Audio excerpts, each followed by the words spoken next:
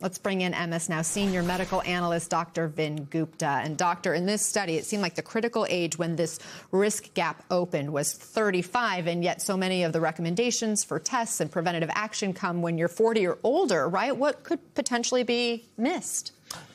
This is what we've realized, Anna, is that actually 40% of American adults on average, we think, are walking around with high cholesterol levels, and they don't even know it.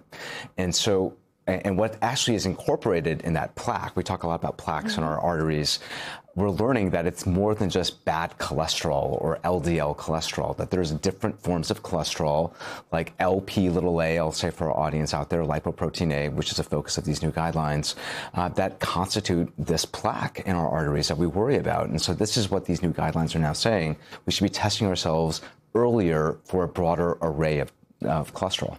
And so if you test earlier, is the idea you just start treatment earlier, you can make lifestyle changes earlier? Does it actually prolong your, I guess, life in general because of that? That's the hope. And so the idea here is that actually as early as 20, but now we're seeing really the inflection point at 30 and older for everybody, that we're seeing higher levels of bad cholesterol. It's more than just LDL, so Lp(a), lipoprotein A, is a separate test, but we're seeing higher levels of this, and it's genetically determined in people. And then over time, if this is not treated, to your point, lifestyle changes, there's different types of medication. If we don't intervene early, Anna, what we're really saying is decades of exposure to high levels of these particles is not good for our arteries, can predispose to heart attacks. So let's intervene as early as possible. So tell us more about this Lp(a) or lipoprotein A, right, that you have mentioned now a couple of times. What exactly is that? Why is it so important? You know, what we're realizing, and for the full screen here, is about 1 in 5 people have an elevated level of Lp(a). It's actually worse in some ways. It's more plaque-causing than bad cholesterol, LDL for short. And this is what we're realizing. New studies have shown over the last few decades that Lp(a) is actually more plaque-causing than bad cholesterol, which is not good for us anyway. But as we're learning more about what's in that plaque, we're realizing, well, gosh, this is something that's genetically determined. We should be getting people tested, everybody tested. And not everybody gets tested for that particular type of cholesterol, right? The Lp(a). Why is that? Because awareness is low. I'd say that the majority of people watching right now, probably, this might be the first time they've heard of it.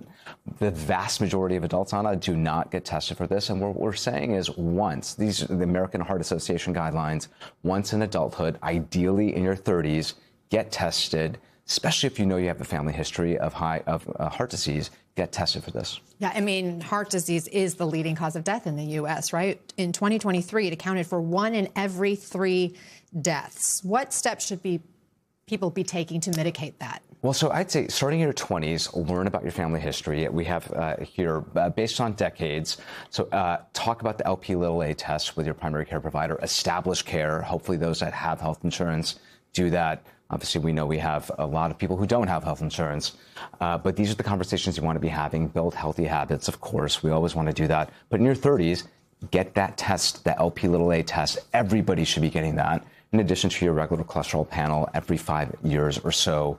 In your 40s, and Anna, this is another change here, have a conversation about a coronary artery calcium scan. Takes about 30 seconds. It's not invasive, but it looks basically at the amount of plaque buildup in the arteries around your heart. And we have good ways to really look at that non-invasively and see, how are you doing? Do we need to be more aggressive, say, with statin therapy or recommending lifestyle changes? So these are the 2 big changes here, paradigm shifts for how people should be thinking about preventing heart disease. Lp(a) in your 30s, coronary artery calcium scans in your 40s. Have that conversation. All right, so important. Thank you so much, Thank Dr. you. Vin Gupta, for coming in.